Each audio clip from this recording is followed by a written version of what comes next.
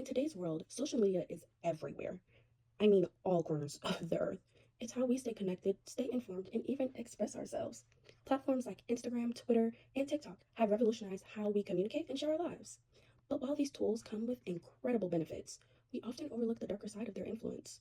The truth is, when used excessively, social media can have some serious consequences on our mental health, relationships, and overall well being. So, how can something so popular also be so harmful? As we know, social media has made it way easier for us all to communicate with each other, but it also has made it easier for us to bully each other. Studies show that 1 in 5 teenagers have experienced cyberbullying. Cyberbullying has led to suicidal thoughts, anxiety, and depression, and these can all stem from online harassment. What makes it worse is that due to the anonymous nature of the internet, people can hide behind fake pages and never be caught. One of the most damaging aspects of social media is the culture of comparison. We scroll through endless streams of carefully curated photos, people going on the best vacations they've ever been on, achievements, and perfect bodies. And what we don't realize is that everyone is posting their very best moments. And a lot of these things just aren't people's every day. And that's okay. But we're seeing it every day. And we begin to measure our own worth against these idealized versions of reality. This constant comparison can lead to feelings of inadequacy, lower self esteem, making us feel like we're never enough. Studies show that this kind of social comparison is strongly linked to anxiety, depression, body image issues, especially in young adults. Social media can make you feel self conscious about things that you never even thought of, but it's trending and you don't have it and you can't be a part of it. Um, so I will say for me, for instance, growing up, there was this big rise in BBLs. Now, the problem with this is that I didn't see a lot of BBLs in reality. Like walking down the street, I didn't see a lot of that, years ago. But yet, social media was telling all of us that everyone's getting it. It's what's in. This led to a lot of young women risking their lives and getting one of the, I want to say, the most dangerous cosmetic procedure, and also losing their lives. There was a study done by the American Psychological Association in 2020 that found nearly 40% of adults report feeling anxious after spending time on social media. For teenagers, that number skyrockets to over 60% when asked about the impact of social media on their mental well being. And all of these things lead to self isolation. You feel like you aren't doing enough, you feel less than, and you keep seeing these videos that are showing things that you have never had but wish you had.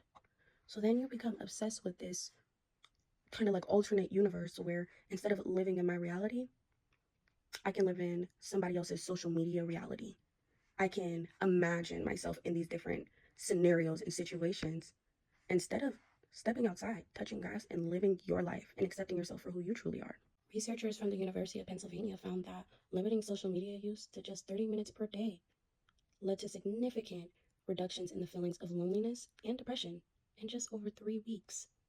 I also do want to recognize the fact that social media does have some positive aspects. For instance, research done at the Pew Research Center finds that for some users, social media can enhance social interaction by providing opportunities to connect with others who share similar interests and goals. They argue that social media platforms can foster new relationships, promote emotional support, and increase access to diverse social networks.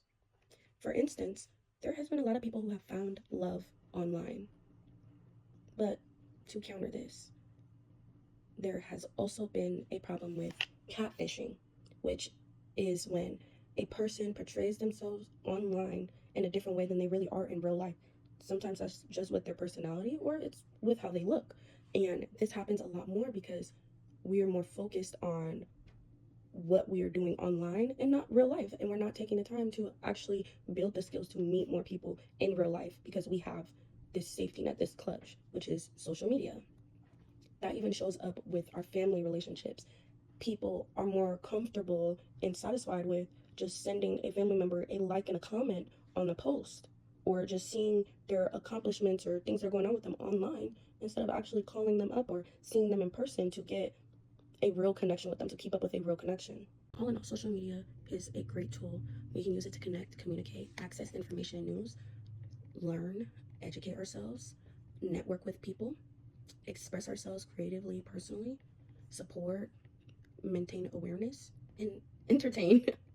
But we must not forget that there are multiple negatives and it can be very distracting, and we must find a healthy balance. So that would look like making sure that we're maintaining boundaries online, making sure that we are holding ourselves accountable and monitoring what content we are consuming, and also making sure that we're monitoring how often we are using social media, and if we're using social media as soon as we wake up in the morning or as soon as we go to bed. And if we're able to say, hey, maybe I've been using this too much and I need to tone it down. But if we all can hold ourselves accountable, social media can be used as a great tool.